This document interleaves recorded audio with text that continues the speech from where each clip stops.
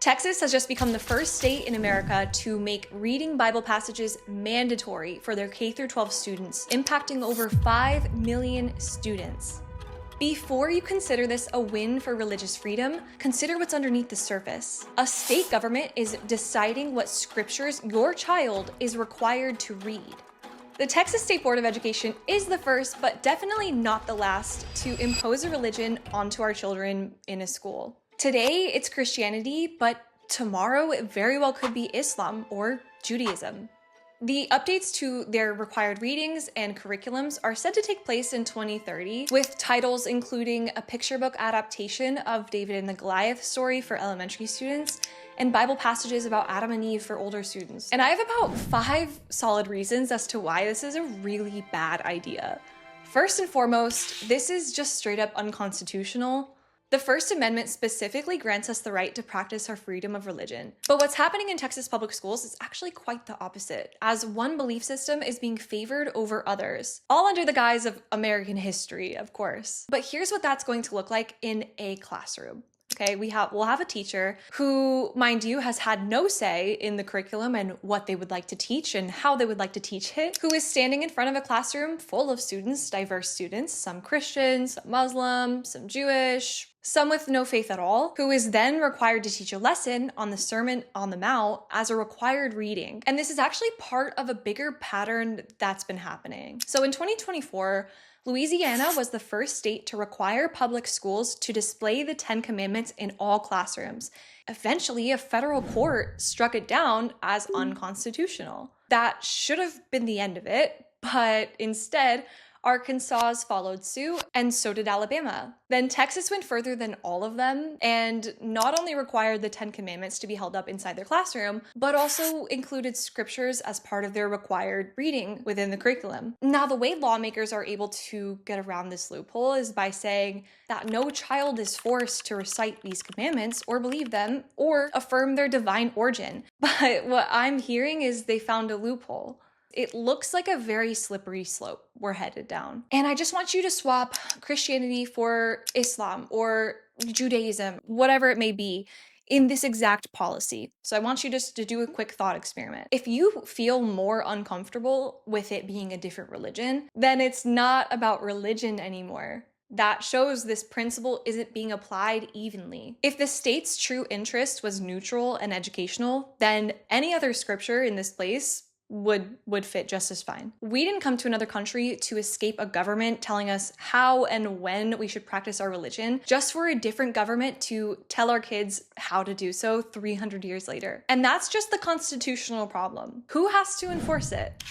Teachers. And guess what?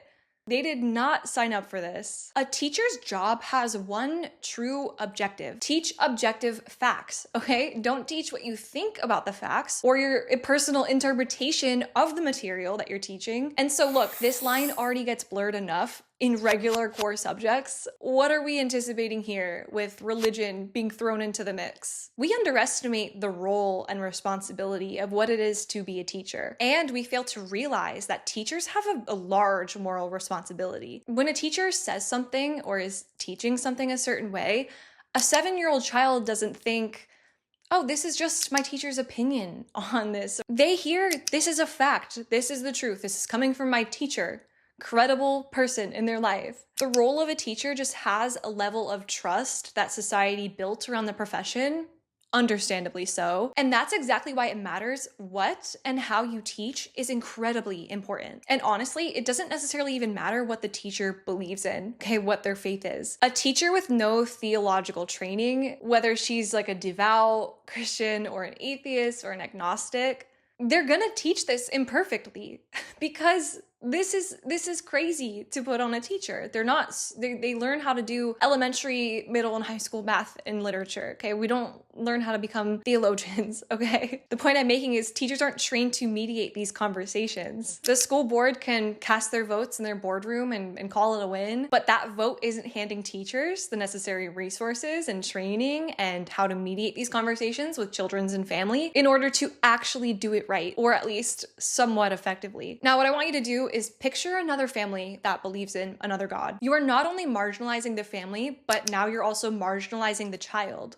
who will have to experience the exclusion when their parent opts them out of the lesson and they have to go to the cafeteria to sit down and do busy work. I was a teacher. I know how busy and burnt out teachers are. And we aren't considering the extra energy and resources it's going to take to talk to families about this, to mediate these conversations, to come up with work for a child to do or a handful of children to do while they have to take time out of instructional time to accommodate to this curriculum shift. But teaching wasn't always like that. Teachers used to have one goal: teach the material, build on it, and connect it to what came before and what's coming next. That's what produces real learning gains. Creating an environment where a teacher has the time and energy to really thoroughly plan for their students and take that time and energy to be intentional about what they're doing in their classroom, not being pulled in 6 different directions. So now we're adding scripture to the list of responsibilities that teachers need to teach, to a room full of children with different faith and backgrounds, on top of the counseling, the behavior management, the testing, and it just really seems like the last drop of water in the cup that really makes it overflow. And that's before we even get to what it's doing to kids academically. Texas ranks 29 out of 50 for its quality of education for K-12 students. That's the problem we need to be focusing on for Texas. This is not the policy that's gonna fix this. English teachers told the board that much of the new reading list doesn't align with what Texas already requires them to teach. And on top of that, it's set to take up a large chunk of a 36-week school year. That is not time spent closing learning gaps that cause the state to rank 29 out of 50 in America. Don Hatley, a Lubbock resident who testified in favor of the provision, stated, quote, "When we teach classical literature and social studies with biblical foundations, we are not simply preserving great books.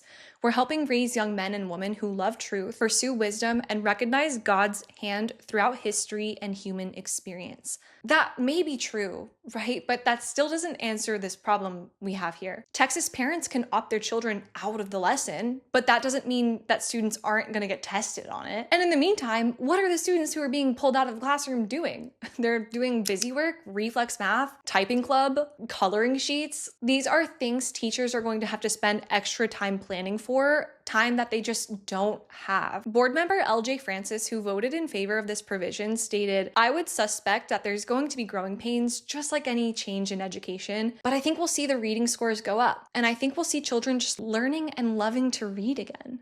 Maybe, but a state ranked 29 doesn't necessarily need growing pains. We need consistency, a plan, a solid plan, not this.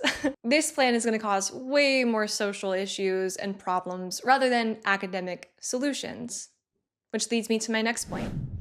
If you agree with me on any of the former points I just made, then you should also agree that we should probably ditch the LGBTQ, gay, trans signaling in our public schools. Stay with me here. Teachers have a moral obligation to design and teach materials that are as close to the objective truth as possible. And objective truth doesn't necessarily accommodate for opinions, preferences. It's just our moral duty, right? And I'm not saying that this isn't the truth and what is the truth. I'm saying that when it comes to religious preferences or dating preferences or whatever it may be, teachers need to avoid either side of the extreme.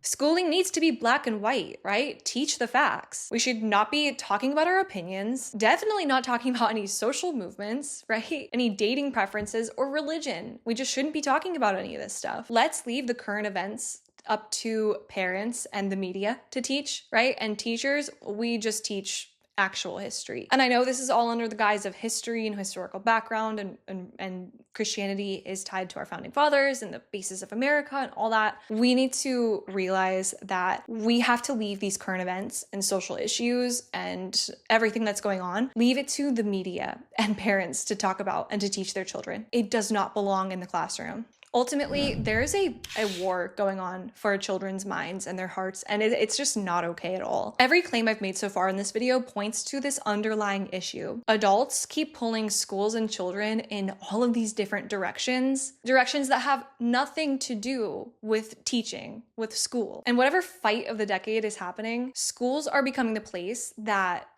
adults are having these fights, with kids just sitting in the middle of it while everything is changing around them.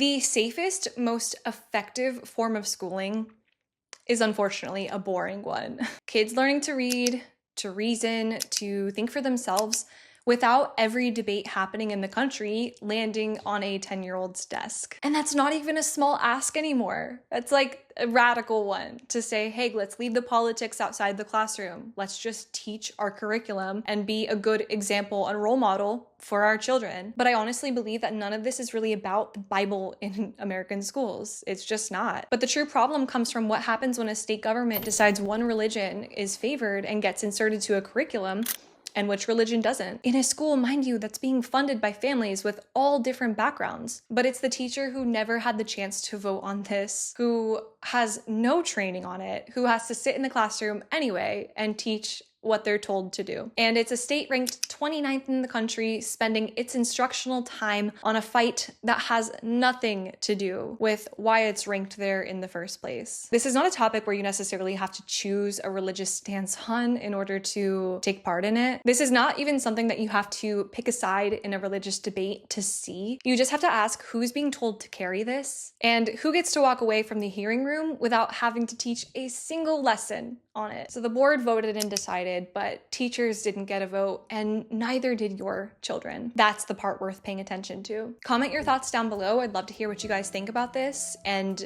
let me know if you agree or disagree, whether or not this should be an alteration to Texas curriculum. Thank you for watching. I'll see you guys next time.